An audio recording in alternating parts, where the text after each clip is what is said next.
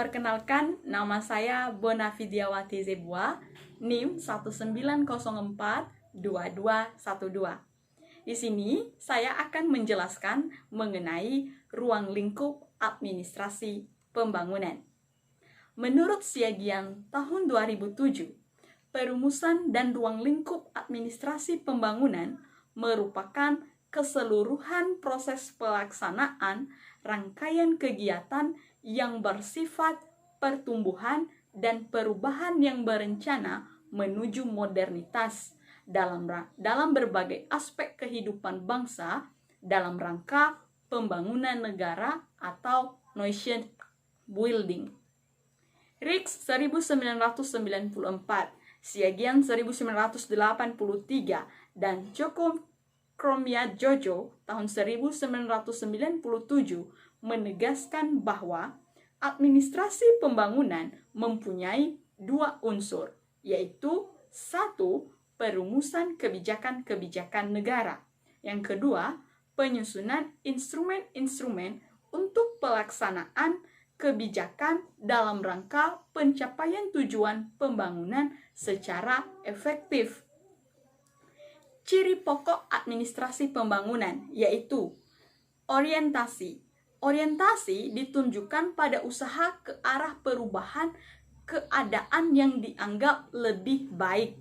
Bahkan, administrasi pembangunan dimaksudkan untuk membantu dan mendorong perubahan besar atau basic change di berbagai kegiatan atau bidang kehidupan yang saling berkaitan dan memberikan hasil akhir dalam proses pembangunan.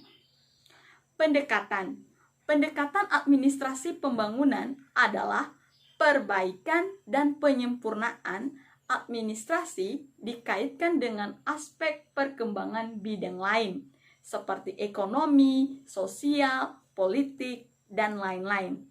Secara garis besar, ruang lingkup administrasi pembangunan yaitu penyempurnaan administrasi negara atau the Development Administration, dan yang kedua, penyempurnaan administrasi perencanaan dan pelaksanaan pembangunan atau the Administration of Development.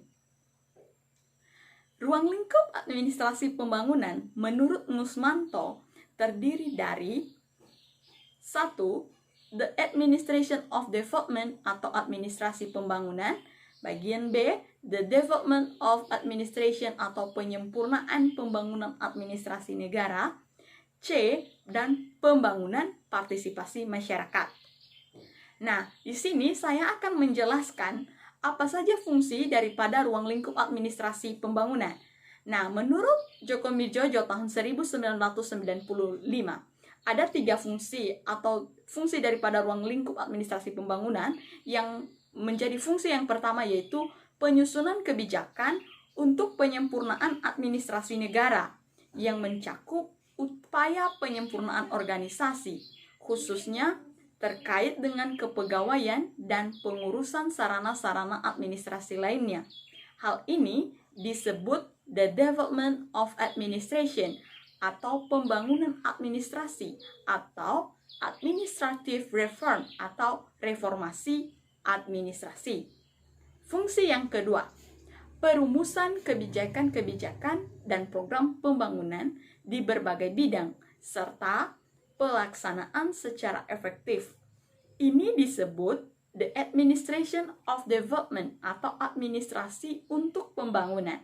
Nah, the administration of development ini atau administrasi untuk pembangunan dibagi menjadi 2. Yang pertama, perumusan kebijakan pembangunan. Yang kedua, pelaksanaan kebijakan pembangunan secara efektif. Fungsi yang ketiga. Nah, kita ketahui bersama, pencapaian tujuan-tujuan pembangunan tidak mungkin terlaksana dari hasil kegiatan pemerintahan semata, tetapi faktor penting dalam hal ini adalah membangun partisipasi masyarakat. Berikut ciri atau karakteristik utama dari administrasi pembangunan. Pertama, menekankan kepada usaha-usaha ke arah penyempurnaan dan perubahan yang lebih baik di masa depan. Beberapa tuntutan masa depan antara lain transparansi, kecepatan, kualitas, inovatif, kreatif, dan tuntutan global.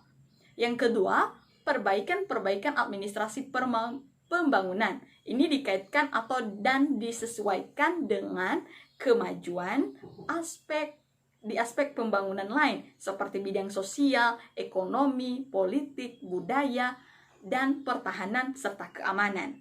Jadi, kita dapat menyimpulkan administrasi pembangunan menggunakan dua fungsi, yaitu pembangunan administrasi dan administrasi untuk pembangunan. Nah, kedua fungsi ini saling melengkapi untuk menghasilkan sebuah kebijakan.